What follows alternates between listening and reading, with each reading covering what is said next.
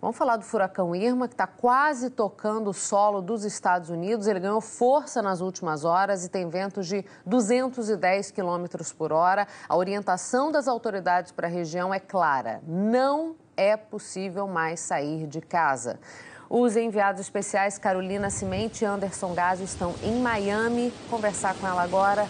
Carol, situação bastante tensa por aí, está dando para notar pelas imagens. Quantas pessoas já estão sem energia? O que vocês têm de informação para a gente? Cecília, não consegui ouvir bem a pergunta. Acho que você perguntou sobre o número de pessoas nos abrigos. A última informação que nós recebemos da Prefeitura e do governo do estado da Flórida é que tinha mais de 54 mil pessoas em abrigos. Vou pedir para a técnica retirar aqui o retorno, que eu estou me atrapalhando um pouco. Olha, o furacão acabou subindo de categoria de novo. Ele tinha descido para a categoria 3 ontem, tinha sido uma boa notícia. Na saída de Cuba, ele ficou sobre o mar muito tempo e aí continua, na verdade, né, sobre o Oceano Atlântico. O Oceano Atlântico muito quente nessa época do ano. Já era previsto, então, que ele voltasse a subir para a categoria 4. Ventos de mais ou menos 210 km por hora. Miami agora está longe de onde vai passar o olho do furacão. Mas olha só a situação, a gente está protegido, a gente está dentro da garagem do hotel onde a gente está hospedado. E a situação já é essa aqui. Estando lá, e também estamos fora, longe do mar, longe da área oceânica. Então, a situação na área oceânica é ainda mais deteriorada do que essa aqui e ainda estamos longe de estar no auge da passagem do furacão aqui em Miami. O furacão ficou mais lento, quer dizer, se movimenta com ainda mais lentidão, o que causa mais danos ainda por onde ele passa. Foi ainda mais para oeste, um famoso landfall, que os americanos dizem que é a entrada do furacão em território, né? Ela não vai acontecer com a mesma intensidade que aconteceria antes, o que significa que o furacão não vai ficar mais fraco mais rapidamente. Ele vai passar agora, nesses próximos minutos, em Key West, no sul da Flórida, aquelas ilhas pequenininhas que ficam bem ao sul da Flórida, onde o governo já avisou que os danos vão ser muito grandes, vão ser realmente desastrosos, e depois ele segue então para o oeste pelo mar. Aí sim o grande risco é de o aumento das águas. O que significa isso? A definição mais simples de se entender são pequenos tsunamis. Não chega a ser um tsunami, mas a água do mar e a água dos parques naturais e todos os lagos, os rios daquela região vão aumentar tanto que pode chegar a 20 pés, quer dizer, muitos metros. Aqui na costa leste a situação ficou menos crítica desde que o furacão mudou de trajeto e foi mais para o lado oeste do estado da Flórida, a previsão, né? Então a previsão é de que aqui nesse lado, em Miami, por exemplo, nas áreas mais próximas do oceano, a previsão é de que a água aumente cerca de 6 a 8 metros, o que também é muito, causa muitos problemas. A gente tem que lembrar que o que é mortal na passagem de um furacão não é necessariamente o vento. O grande risco é a água. Então, principalmente nos próximos dias, quer dizer, no dia do furacão as pessoas se protegem, as pessoas estão avisadas do que está acontecendo, mas quando há essa subida de água muito violenta, essa subida de água que transforma a cidade, isso acaba causando inúmeros problemas e muitos riscos que a gente já falou várias vezes nos últimos dias no furacão em Houston, por exemplo. Bom, esse aqui é o Irma dando bom dia para Miami. A noite foi assim, esse tipo de vento, essa ventania, a intensidade do furacão chegando em Miami, a gente já foi apresentado a ele ontem à noite, muitas árvores caídas, já tem 430 mil pessoas na Flórida sem luz. Esses são os dados oficiais, é possível que esse número seja maior ainda. Eu e o Anderson Gásio, aconteceu de novo, estávamos descendo aqui para a garagem para fazer essa entrada ao vivo e acabou de faltar luz no nosso hotel. O hotel tem gerador, a gente espera que ele funcione.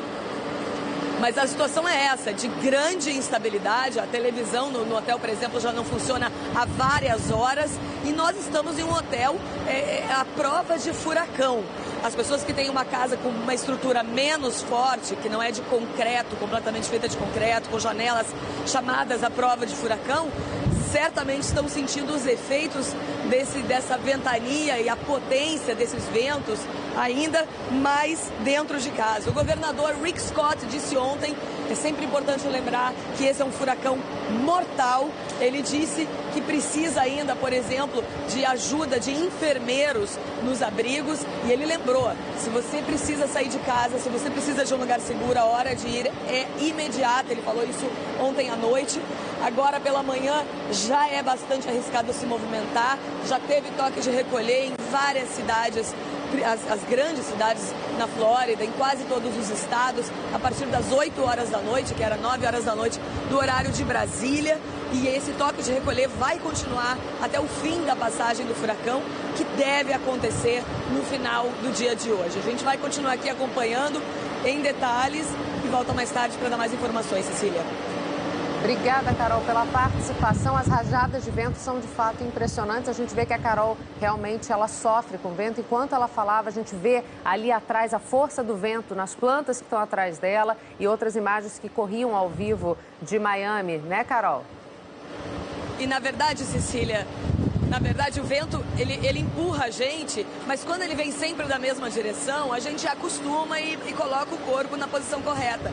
Aí o que acontece é que de repente acontece um vácuo e o vento muda e é completamente imprevisível, e aí sim que assusta, porque todo o peso do corpo está para cá, o vácuo vem, aí a pessoa perde a estabilidade.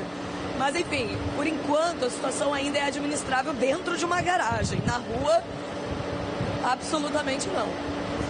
Eu agradeço muito por vocês estarem entrando daí para mostrar para a gente a real intensidade do que está acontecendo em Miami. Lembrando que o furacão ainda não chegou, ainda não tocou o solo, está muito próximo e desviou do curso de Miami, que é onde a Carol está. Ele vai atingir mais a parte sudoeste da Flórida. Então, assim, a Carol está pegando uma rebarba do que pode vir a ser ainda a presença do furacão nos Estados Unidos, né, Carol? Inclusive, Cecília, há ainda o risco das pessoas que estão na costa leste. Aqui em Miami a gente viu isso claramente ontem. No momento em que o furacão caiu para a categoria 3, as pessoas acharem que, não, então eu estou segura, não é mais categoria 5, não é mais aquela situação, a gente se preparou tanto, mas mais de 6 milhões de pessoas tiveram que deixar a casa delas e saírem do estado. Quer dizer, foi uma organização gigantesca de muitos dias. A gente vem acompanhando isso há praticamente uma semana.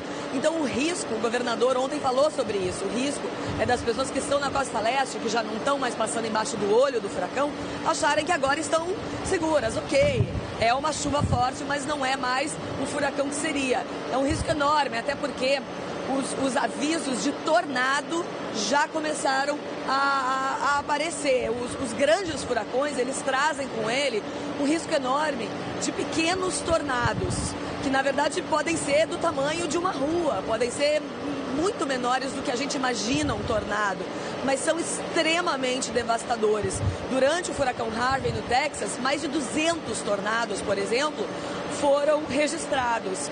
Tornados pequenos que destruíam muito uma pequena área. Às vezes você está numa rua, o lado de lá as casas estão danificadas, mas estão de pé, do lado de cá elas estão completamente devastadas, no chão não tem mais casa, porque ali passou um desses pequenos tornados. E aqui, mesmo no leste do estado, já começaram a acontecer, foram registrados já dezenas desses tornados. Então os riscos, na verdade, claro que são maiores onde passa o olho do furacão, porque a agressividade dos ventos e possivelmente a quantidade de chuva vai ser maior.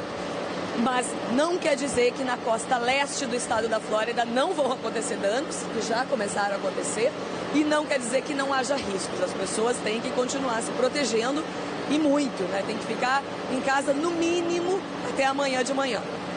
Carol, só mais uma informação que a gente tem agora. O olho do furacão está a 25 quilômetros já do território americano, mas a parte de cima do furacão já chegou à Florida Keys. A parte de cima, a gente está vendo a imagem no telão do mapa, a gente vê que a parte de cima do furacão, você vê aí a parte roxa, já atinge as Florida Keys, e o olho do furacão, o centro do furacão, ainda está a cerca de 25 quilômetros.